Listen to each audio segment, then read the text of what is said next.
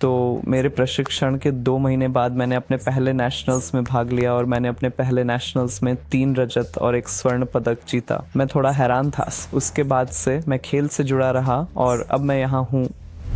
उस ठंडे पानी में जाना, हर दिन उठना आना, इसके लिए बहुत अनुशासन और निरंतरता की आवश्यकता होती है। फिर एक दिन हमारे कोच ने कहा आज हम 10 किलोमीटर करेंगे और यह नए साल से ठीक पहले था, तो ये हमारा नए साल का तोहफा था। खैर, आप वास्तव में ज़्यादा कुछ नहीं कर सकते। आपकी त्वचा हमेशा सूखी रहेगी। अगर आप एक तैराक हैं तो त्वचा हमेशा सूखी रहेगी। शायद आप तैरने के तुरंत बाद शावर ले सकते हैं और मॉइस्चराइज कर सकते हैं।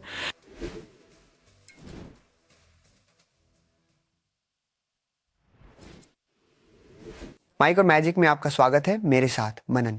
इस पॉडकास्ट के हर एपिसोड में मैं किसी ऐसे व्यक्ति से बात करने की उम्मीद करता हूं जिसे मैं बेहद दिलचस्प पाता हूं और जीवन के सबक खोजता हूं जो हम सभी सीख सकते हैं। आज मेरे साथ तेजस नंद कुमार हैं।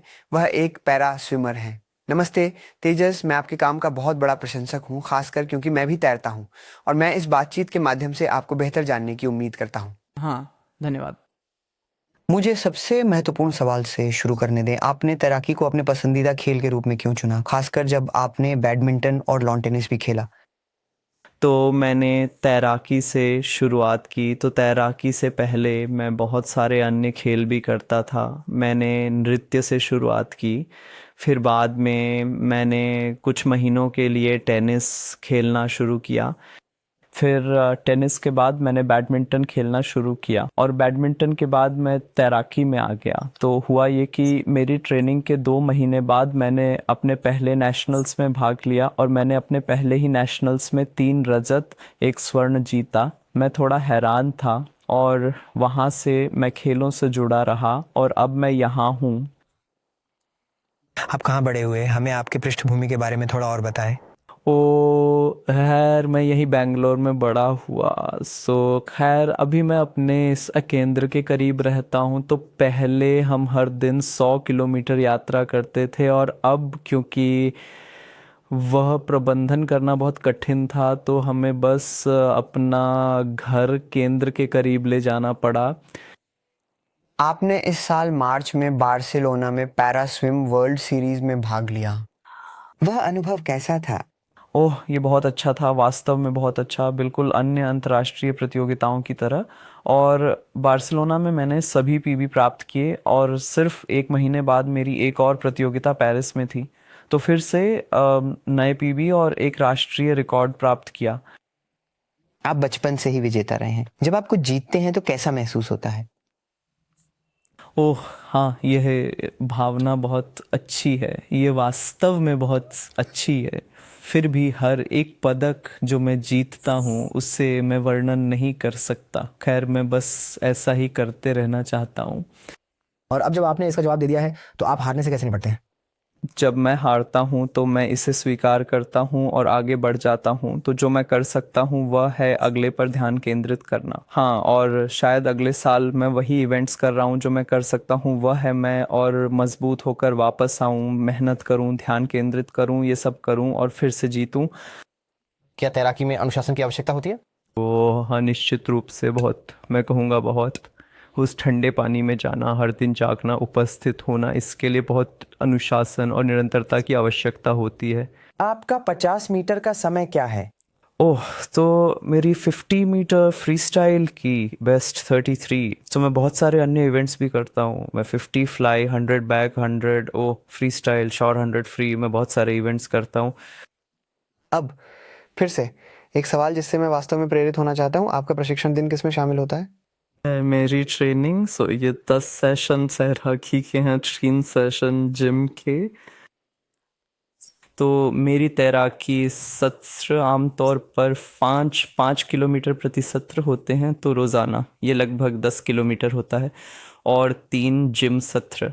और हाँ, ये तकनीक, सहन शक्ति, रिकवरी सबका मिश्रण है। ये एक पूर्ण प्रणाली है। जिम में आप कौन कौन से व्यायाम करते हैं? मैं अपने व्यक्तिगत पसंदीदा कहूँगा पुलअप्स, पुशअप्स, खैर कई प्रकार हैं, लेकिन बहुत सारे हैं। मैं वास्तव में सभी के नाम नहीं बता सकता, ये बहुत है, मुझे कुछ के नाम भी नहीं पता। तैराकी के बाहर आपकी रुचि, शौक, कोई दिलचस्पी? तैराकी के बाहर खैर मैं तैराकी के अलावा ज़्यादा कुछ नहीं करता। तो अगर मैं तैराकी नहीं कर रहा हूँ तो या तो मैं फिल्में, सीरीज़ देख रहा हूँ, या किताब पढ़ रहा हूँ, या दोस्तों के साथ समय बिता रहा हूँ।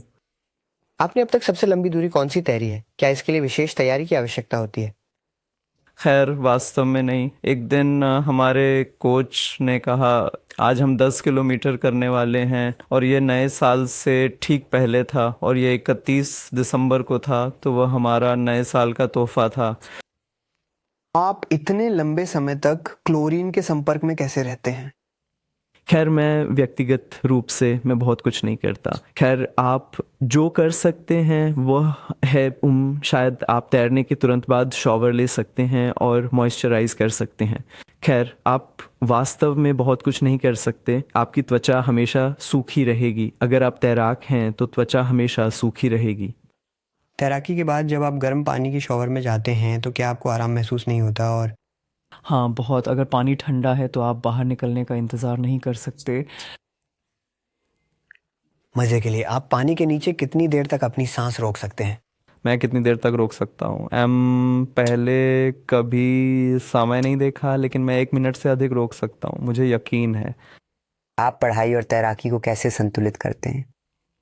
अध्ययन और तैराकी तो वह वास्तव में मेरे लिए कोई चुनौती नहीं थी। मेरे स्कूल, माता पिता सभी ने इसका समर्थन किया, इसलिए मुझे वास्तव में ज़्यादा मैं स्कूल नहीं गया। ये था, या मैं केवल परीक्षा देने के लिए ही स्कूल जाता था। इसके अलावा मैं बस तैराकी करता था।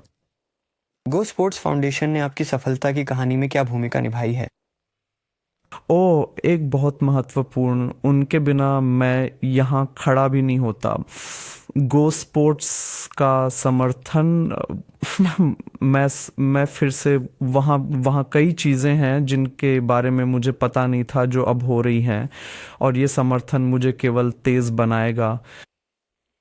इस सत्र के दौरान आपके परिवार ने आपको कैसे समर्थन दिया है? मेरी यात्रा में परिवार की भूमिका बहुत महत्वपूर्ण थी। उनके बिना मैं यहाँ खड़ा भी नहीं होता। आपका आदर्श वाक्य या मंत्र क्या है? मेरा आदर्श वाक्य, खैर बस जाओ और अपनी पूरी कोशिश करो, अपना 100%। क्या आपकी सफलता की कहानी में कोई महान दोस्ती या प्रतिद्वंद्विता की कहानियां हैं जो आप हमारे साथ साझा करना चाहेंगे? खैर मैंने अपने अंतर्राष्ट्रीय मुलाकातों के माध्यम से कई अच्छे दोस्त बनाए हैं, और वे मुझे आगे बढ़ने में मदद करते हैं। भले ही वे अलग अलग देशों में हैं, वे मुझे यहाँ आगे बढ़ने के लिए प्रेरित करते हैं, भले ही वे जैसे दूर हों। आप 2028 ओलंपिक में होने वाले आगामी कॉमनवेल्थ खेलों के लिए कैसे तैयारी कर रहे हैं? तो हाँ, कस्टमाइज योजनाएं, केंद्रित प्रशिक्षण और बहुत सारी तैयारी, बहुत कुछ चल रहा है। अगर मैं एक सामान्य किशोर के रूप में किसी भी तरह से आपका समर्थन करना चाहता हूं तो वो कैसे हो सकता है? तो आप हमारी दौड़ें देखने आ सकते हैं। आप अपने दोस्तों के साथ बातचीत कर सकते हैं, और मुझे नहीं पता, आप सोशल मीडिया के माध्यम से जागरूकता फैला सकते हैं, या हाँ आप ऐसा कर सकते हैं। और आप गो स्पोर्ट्स जैसी संस्थाओं या फाउंडेशनों को फंड कर सकते हैं। आपके आने के लिए बहुत धन्यवाद। आपको पाकर बहुत अच्छा लगा। हाँ धन्यवाद। ये मैं हूँ मनन माइक, और मैजिक से विदा ले रहा हूँ। मुझे उम्मीद है कि अगली बार भी एक समान रूप से दिलचस्प एपिसोड होगा। तब तक अलविदा।